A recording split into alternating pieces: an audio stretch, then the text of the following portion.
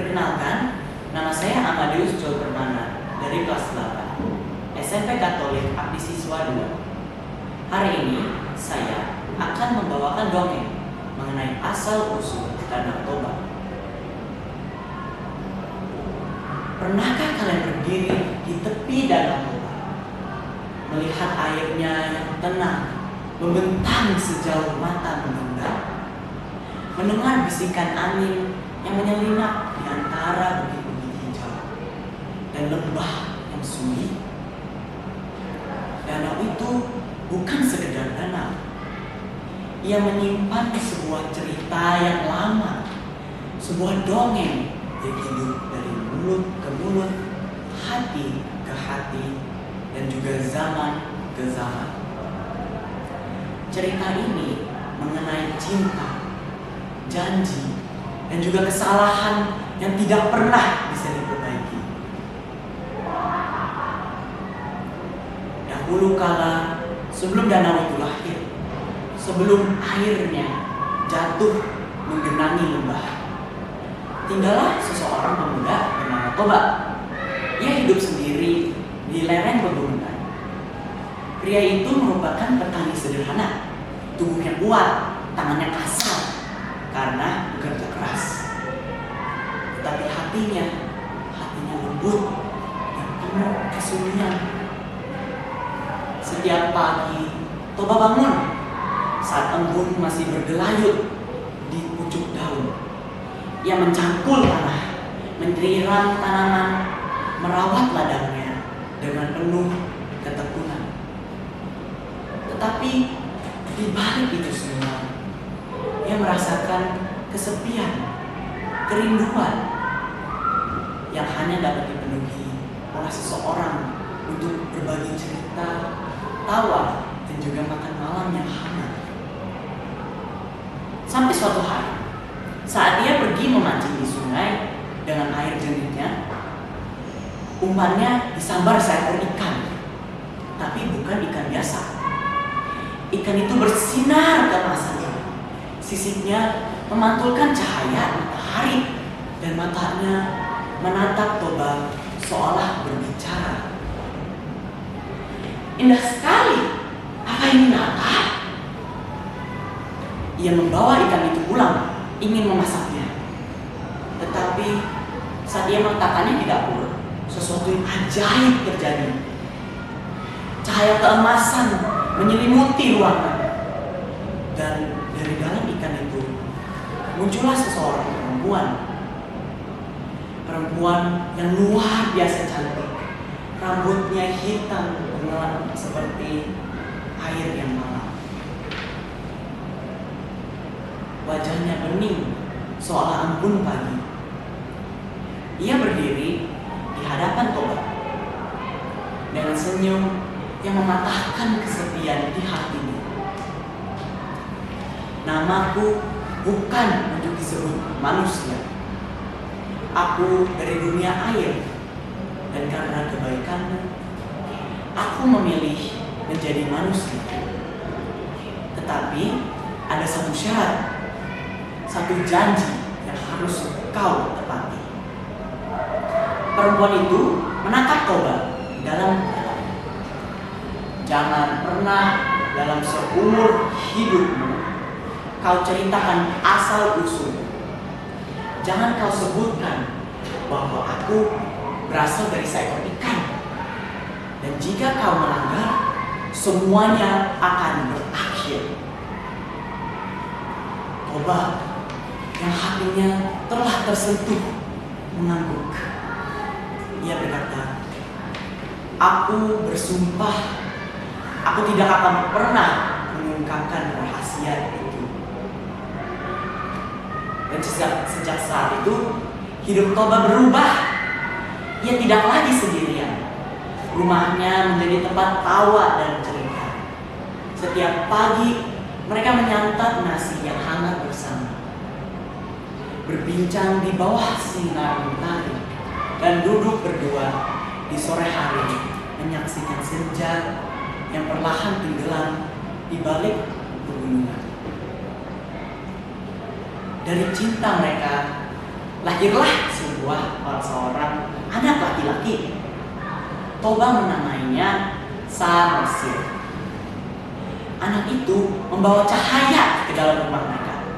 Wajahnya mirip ibunya, tapi matanya tajam seperti mata Toba.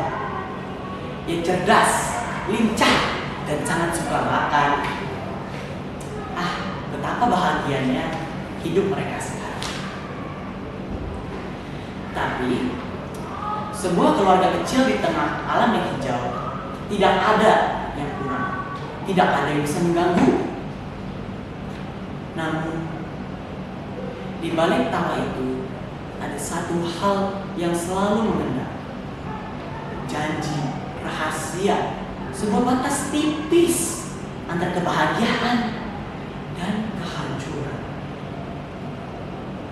Toba mencintai istri dan anaknya dengan sepenuh jiwanya. Tetapi kadang ia lelah. Ladang tak selalu memberi panen yang baik. Hujan bisa datang terlambat. Dan Samosir, si kecil yang tumbuh cepat, sering lupa membantu. Ia lebih suka bermain di sungai, hahehe, daripada membantu di ladang. Sang ibu selalu menenangkan Toba. Namanya juga anak-anak, ia berkata dengan lembut. Tetapi dalam hati Toba, ia mulai menumpuk beban yang perlahan menekan hatinya. Ia tidak pernah mengeluh. Ia menyimpan semuanya sendiri dalam hatinya. Tapi di suatu hari yang tampaknya bahagia, sebuah peristiwa kecil akan mengguncang segalanya. Hari itu panas, matahari bersinar terik, menyengat kulit. Tanah di ladang mulai retak karena kemarau yang amat panjang. Toba pulang dari lahan dengan tubuh penuh keringat dan hatinya yang penuh sesal. Ia berharap setidaknya anaknya Samosir sudah membantu ibunya menyiapkan makan siang. Tapi yang dia temukan hanyalah tumbukan kayu yang belum diangkat, padi yang belum ditumbuk, dan Samosir malah duduk santai bermain dengan belalang di belakang pohon rindang. Samosir, kenapa engkau tidak membantu ibumu? Anak itu hanya tersenyum, tak merasa bersalah. Nanti ayah, aku mau main sebentar aja. Kata-kata itu kecil, biasa. Tapi bagi Toba yang telah lelah menahan segalanya, itu seperti percikan api pada tumpukan jerami kering. Hatinya meledak. Anak bodoh, tidak tahu diri. Kau benar-benar seperti anak ikan. Dan saat kata-kata itu keluar, waktu seakan berhenti. Samosir menatap ayahnya dengan mata terbelalak. Sang istri yang sedang menunggu tadi di dalam rumah mendadak jatuh lutut. Wajahnya pucat, matanya kosong. Apa yang kau katakan, Toba? Toba membeku, napasnya tercekat. Ia tahu ia telah melanggar janjinya. Kau mengingkari sumpahmu, janji yang kau ikrarkan di hadapan cinta. Air matanya mengalir. Sang istri berdiri perlahan, lalu memeluk anak mereka. Tidak, jangan pergi. Aku tidak sengaja. Aku hanya marah. Aku lelah. Tapi kau telah melanggar janji, Toba. Dan janji itu adalah hidupku. Langit berubah gelap, angin berputar-putar, membawa suara raungan dari dalam bumi. Awan menggulung, tanah bergetar. Ampun, jangan tinggalkan aku, jangan ambil anakku. Namun sang istri hanya menatapnya untuk terakhir kali. Dalam tatapan itu adalah cinta dan duka. Ia berjalan ke arah bukit, membawa sang Uzziel. Tiba-tiba dari tempat dia berdiri, air memancar dari tanah. Mula-mula hanya sedikit, lalu deras, mengalir tak tertahan. Dari kaki gunung, dari selah batu, dari lubuk bumi yang paling dalam. Air menyembur dan membanjiri seluruh lembah. Toba berlari, ia menjerit, memanggil nama istrinya dan anaknya. Tetapi air itu terlalu deras. Dalam hitungan saat, ladang, rumah, pohon, semuanya tenggelam.